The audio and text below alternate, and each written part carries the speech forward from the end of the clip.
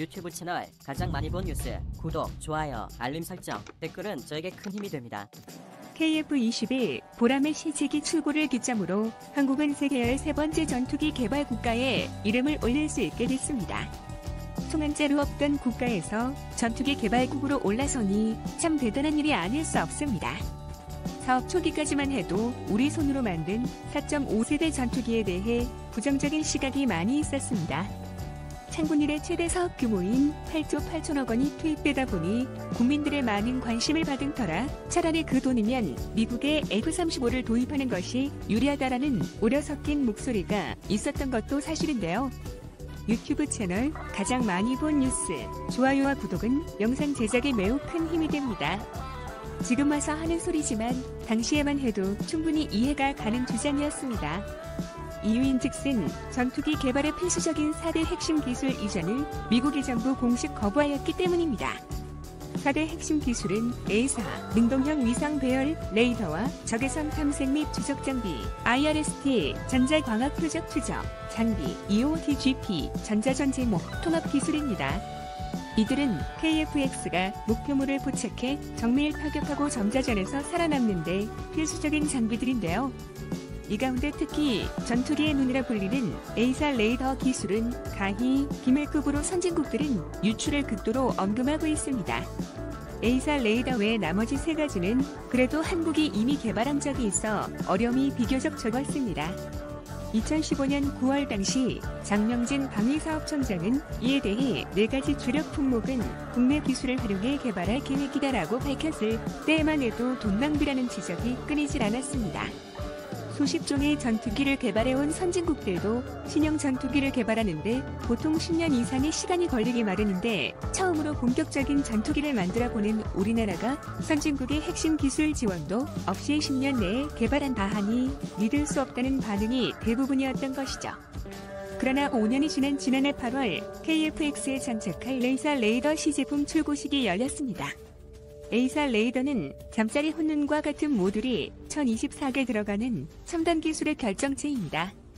이는 세계에서 11번째로 개발한 것으로 국산 A사 레이더를 시험평가한 이스라엘 엘타 측은 이스라엘보다 우수하다고 평가했습니다. 모듈의 소재도 첨단입니다. KF-X는 우리나라 최초의 본격적인 국산 전투기라는 상징적 의미 외에 여러 실질적 의미도 갖고 있습니다. 우선 우리가 원하는 시기에 신속하게 전투기를 정비할 수 있고 비용도 크게 줄일 수 있다는 점이죠. 현재 공군의 주력 전투기인 KF-16과 F-15K는 모두 미국제여서 수리 부속 확보 문제 등으로 전투기 정상 가동에 어려움을 겪는 경우가 적지 않습니다.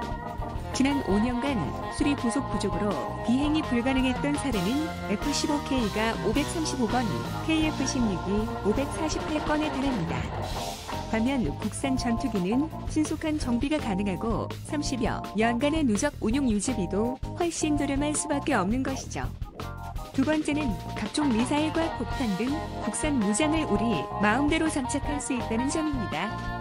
지금까지는 우리가 국산 미사일을 만들어도 이를 미국에서 수입한 F-15K 등에 장착하려면 수백억 원 이상의 체계 통합 비용을 지불해야 했고 우리 미사일의 소스코드를 미치게 제공해야 하는 문제도 있었습니다.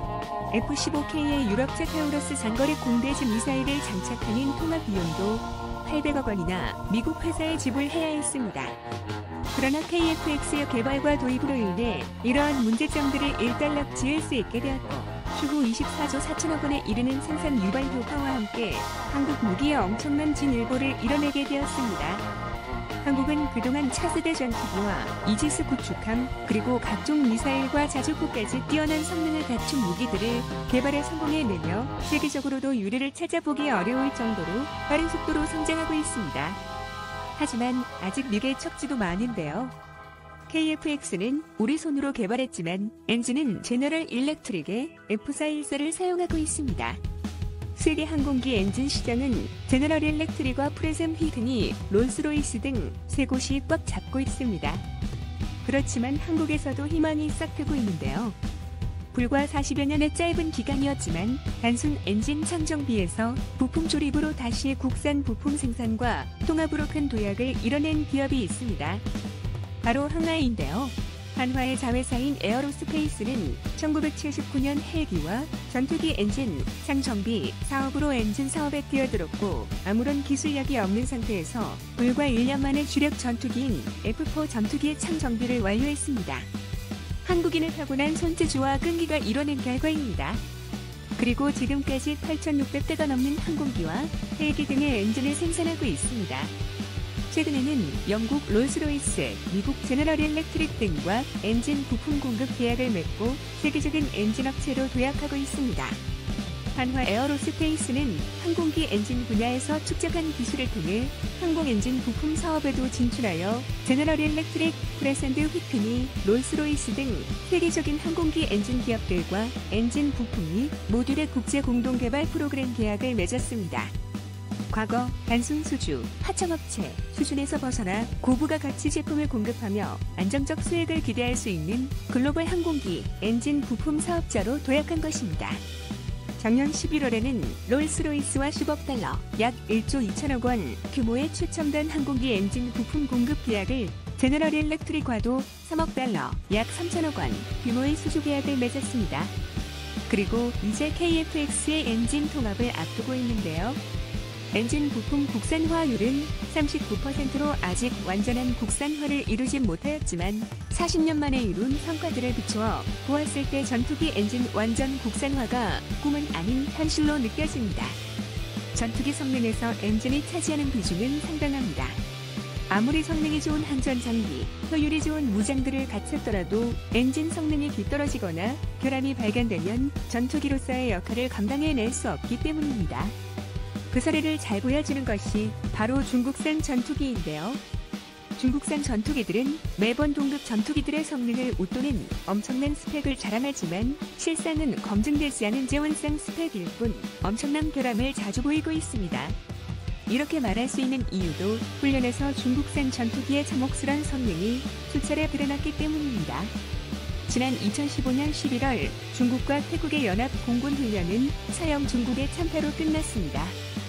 중국은 자국의 전투기인 제-21 전투기를, 태국은 스웨덴에서 수입한 CD 그리펜 전투기를 첨가시켰습니다. 결과는 중국이 단 한 번의 시나리오도 태국을 상대로 승리를 거두지 못하였습니다. 중공군 에이스 파일럿 리중화 공군대교는 공군 파일럿들의 문제라고 둘러댔지만 전문가들은 철저히 메이드 인 차이나의 성능 부족이라고 지적하고 있습니다. 중국이 러시아에서 정식 면허 없이 불법으로 복제 생산한 제-21은 그동안 항전 장비와 엔진에서 끊임없는 결함 논란에 시달렸으며 알려진 것으로만 일선 부대의 인수 거부가 2차례나 있었던 기종입니다. 2011년에는 인수를 거부한 베이징 군구 공군 부대장은 숙청되는 사건도 있었고 2014년에는 인민해방군 차원에서 16대의 제-21B를 공장으로 돌려보낸 사건까지 발생했습니다. 16대의 제-21B를 공장으로 돌려보낸 사건까지 발생했습니다. 일선에서 제-21B의 인수를 거부한 이유는 바로 엔진 결함으로 인한 안전 문제이죠. 중국이 러시아제 엔진을 베껴 만든 WS-10 엔진은 오리지널 AL-31F 엔진보다 최대 추력이 70%밖에 나오지 않아 항속거리와 속도 성능, 무장 탑재량에서 심각한 문제를 노출했고 비행 중 엔진이 꺼지거나 극심한 진동으로 공중에서 기체가 파괴되는 사고도 발생했습니다. 또한 중국은 앞으로도 전투기 개발에 큰 난항을 겪을 것이란 예측이 나오고 있는데 바로 반도체 기술력의 부족 때문입니다. 미국의 반도체 전문지 세미컨덕터 엔지니어링은 최첨단 반도체 기술은 스텔스 전투기나 항공관제, 유도, 미사일 등 다양한 분야에서 핵심적인 역할을 하기 때문에 반도체 제조 경쟁력 약화는 결과적으로 국가안보와 연관된 기술력 하락으로 이어진다며 미중 군사 경쟁에서의 승리 키워드는 대만과 한국이 생산하는 최첨단 반도체를 공급받는 데 달렸다고 강조하였습니다. 그동안 중국은 대만의 TSMC로부터 군용 반도체를 지급받고 있었으나 최근 심화되는 미중 갈등과 중국의 대만 침략의 요구로 인해 완전히 줄이 끊긴 상황이며 중국의 반도체 회사들은 기술력 부족과 보조금을 노린 사기 행위로 인해 타선을 면치 못하고 있는 실정이라 중국의 첨단 무기 개발에 급제동이 걸린 상태입니다. 특히 미국의 제이크 설리번 백악관 국가안보보좌관은 한국의 삼성전자와 미국의 글로벌 파운드리를 백악관으로 초청해 반도체 공급에 관한 문제를 나눈 것도 이와 무관하지 않습니다. 전 세계에서 7나노미터 공정을 생산할 수 있는 기업은 대만의 TSMC와 한국의 삼성전자 두 곳 밖에는 없습니다. 장지성 산업연구원장은 대만 TSMC의 영향력이 부각되는 것에 대해 반도체 칩을 주문받은 사양대로 만들어줄 수 있는 생산 기술뿐만 아니라 반도체 칩을 설계할 수 있는 능력까지 갖추고 있는 삼성전자가 대만 TSMC보다 한 수위라는 평가를 내렸습니다. 전자산업의 쌀을 넘어 첨단 무기의 주요 소재로 국가안보의 핵심이 된 반도체 산업에서 한국이 보여주는 국제 영향력은 어마어마합니다. 앞으로 뭘 해당한 한국과의 협력을 이끌어내지 못하면 승산이 없기 때문이죠.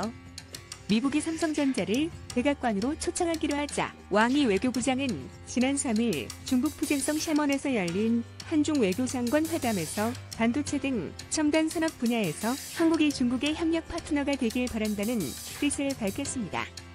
미중 양국이 모두 안정적 반도체 공급망의 파트너로 한국을 지목한 것이죠. 한 가지 꼭 기억해야 할 것은 경제 문제가 안보 영역으로 확정되는 시점에서 중국과의 협력은 자살행위나 다름없다는 것입니다. 한국은 KF-X의 성공적인 개발로 이제 앞으로 세계 방산시장을 주도해 나갈 것입니다. 무엇이든 시작하기만 하면 엄청난 기적을 써내려가는 대한민국 반도체, 항공엔진, 첨단무기 개발에 멀찍이 앞서 있는 대한민국이 만든 KF-21 보라매가 중국과 일본의 전투기들을 유린하며 동아시아의 하늘을 지배할 것은 당연한 일이겠죠. 시청해주셔서 감사합니다. 이 동영상은 유튜브 채널 가장 많이 본 뉴스에서 제작하여 게시한다. 구독과 좋아요, 알람 설정은 좋은 영상을 만드는데 많은 힘이 됩니다.